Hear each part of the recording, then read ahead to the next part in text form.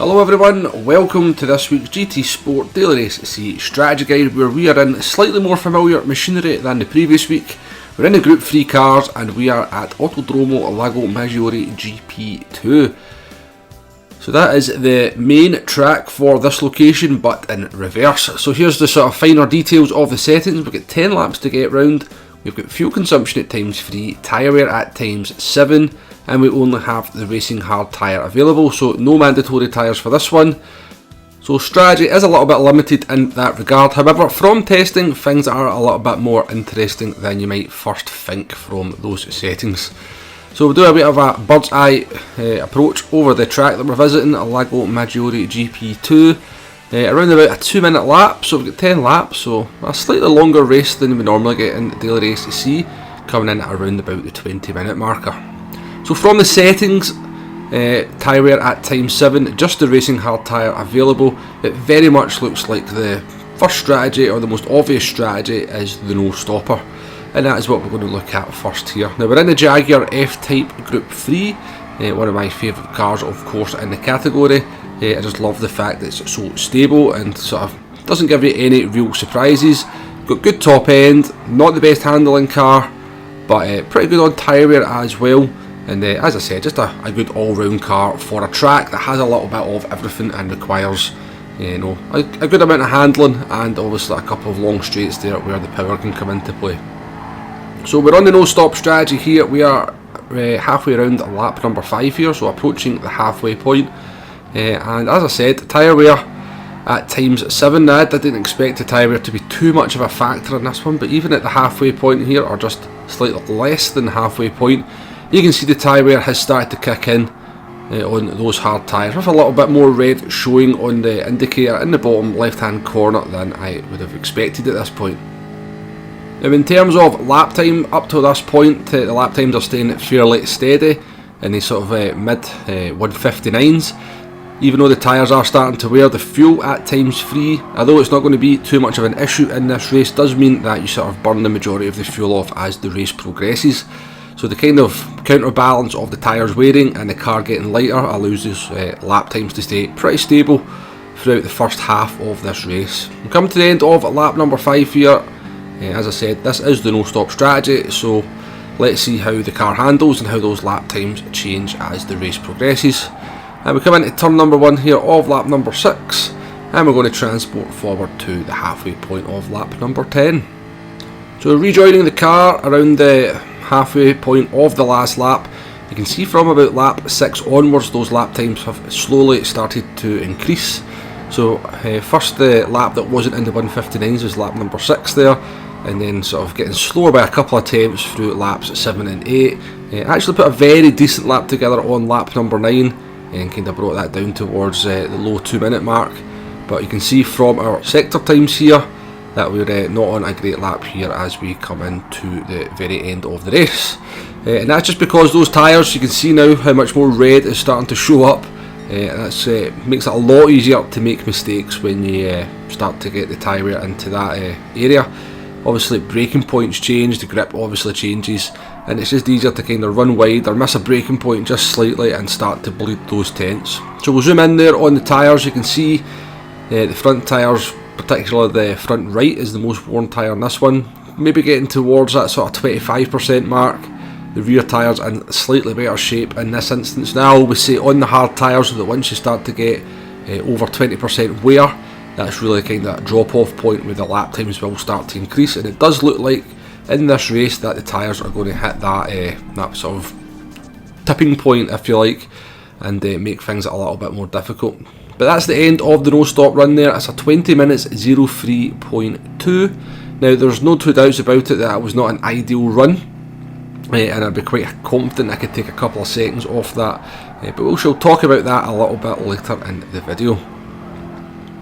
So with that tyre wear, it did look to me that the sort of one stopper might be a slightly more viable option as a strategy as I initially thought. I did sort of think when I seen the settings that this was sort of pretty much a no-brainer, no stopper, and it might not be quite the case. So in this one we are going to sort of test the one stop. We'll stop at the end of lap number 5 take on a fresh set of hard tyres, and that means we're going to be in pretty good shape in the second half of the race. Now, those of us that have been playing the game for a wee while will probably know as well that the sort of pit loss at the Lago Maggiore is very, very short. So into the final two corners we come of our in-lap, and this gives a little bit of a chance just to talk about the fuel. We've got the fuel meter on the screen. It's a 10 lap race. We're at the end of lap number 5. You can see we have 6.7 laps worth of fuel remaining. So fuel's not going to be an issue in terms of having to do any fuel saving or take any fuel on at a pit stop, but it will play a far more crucial issue in terms of as you burn that fuel off, the car is significantly lighter for this second stint that we're going into now. Now the pit loss comes in at 5 seconds, so very short indeed. Bear in mind we were doing sort of laps in the mid 2 minutes at the end of the no stop run, and with the fresh tyres we should be looking at lap times similar to what we've just done here, so a 1:59.1. so on our first flying lap we were actually 1.3 seconds quicker than the no stop strategy. And that trend is to continue for the majority of the laps as we burn them down. Lap 8 and 9 there both being 1:59 flats. For context or reference, the laps that we did on the no stop for those two laps were a 2 minutes 0.4 and a 2 minutes 0.2. So it looks like the fresh tyres are worth around about 1.3 to maybe 1.5 seconds a lap over the no stop. And with only a 5 second pit loss, you can do the maths pretty quickly in your head, but it does look like that the fresh tyres can kind of overcome that pit loss and be slightly quicker. And we'll find out just how much quicker as we come up over the line here, finishing with a 1:59.4. So remember, it was 20 minutes 03.2 for the no stopper, and the one stop coming here at 19 minutes 59.6. which puts us 3.6 seconds quicker than the non-stop strategy. Now I don't think that's probably the true gap. I think it's probably more like around about 2 seconds, and we'll kind of take a little bit of a closer look at that when we do a recap on the strategies a little bit later in the video. But one other thing I did want to sort of touch on before we get there is the MR cars. So that's the cars that have their engine in the mid part of the car. On the the MR, I think it means that the engine is placed in front of the front axle, which is what I think is what you need to have to be designated as an MR car. Now I did want to do my testing in the Ferrari 458 GT3, however this car is more difficult than a bag of foxes, and no matter what I did I just could not get a solid run together in this car. I think the nature of the track, where there's a lot of trail braking required, means that the MR cars can be very, very tricky. So we moved on to the Audi R8, which I'm a lot more familiar with driving compared to the Ferrari, and actually managed to get some decent footage together. So it does appear to me that the MR cars are slightly quicker than the FR cars. The Audi putting in 1:59.3s fairly easy. However, as the sort of tyres begins to wear, even the Audi becomes a little bit of a handful into some of these corners. As I said, there's a lot of braking, trail braking, downshifting, which can make the MR cars quite a handful even before the tyres start to wear. Throw in some rear tyre wear and I think you're going to be in pretty big trouble trying to do the no stop strategy in this car, or any of the MR cars, to be perfectly honest with you, but particularly something like the Ferrari. To me that just seems impossible. Now don't get me wrong, there's plenty of people out there who can handle these cars absolutely fine, and they'll probably be able to do the no stop strategy.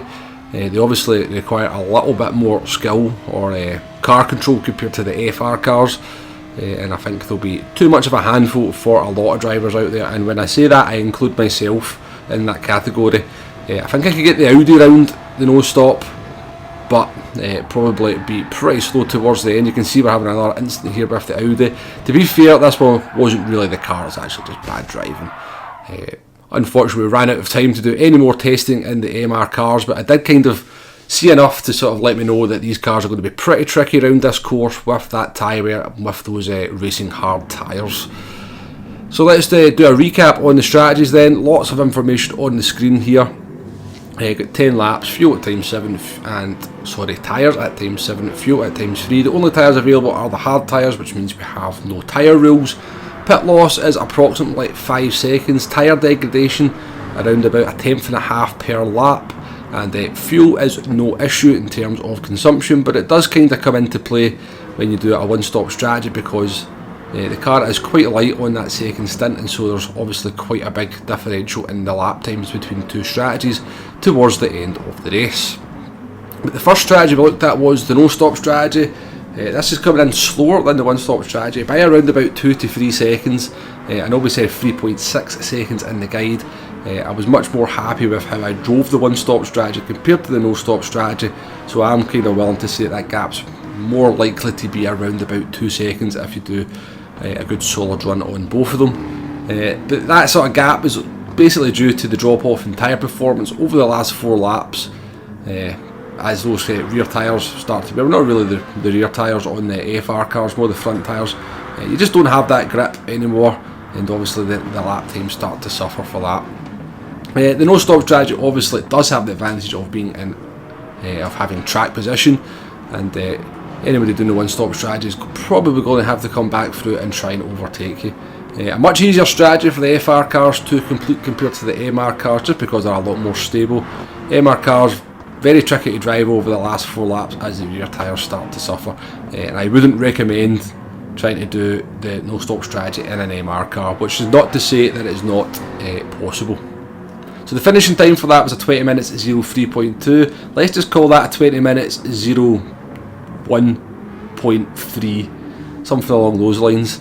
As I said, I'm pretty sure I could get that finishing time down to that on the no-stop strategy without too many issues.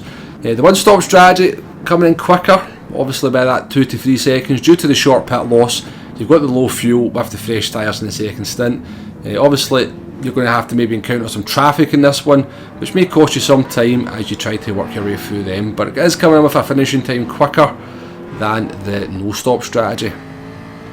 So the question is, what strategy will be better on the day? And the answer to that is, I don't actually know. My gut feeling is that most people will go for the no-stop strategy because they don't want to risk falling behind and having to deal with the traffic. That just seems to be generally what happens in these races, even though the sort of one-stopper might be slightly quicker on paper.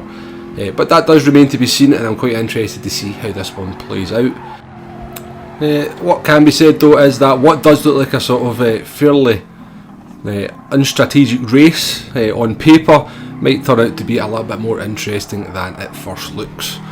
Anyway, let's leave all that behind and let's move on to doing a lap guide in the Jaguar F-Type Group 3 car around the lap of Lago Maggiore GP2, and we're hurtling down towards the first corner here, sort of braking on the sort of, there's a sort of section where the lines cross. That's kind of my reference point for braking into the first corner.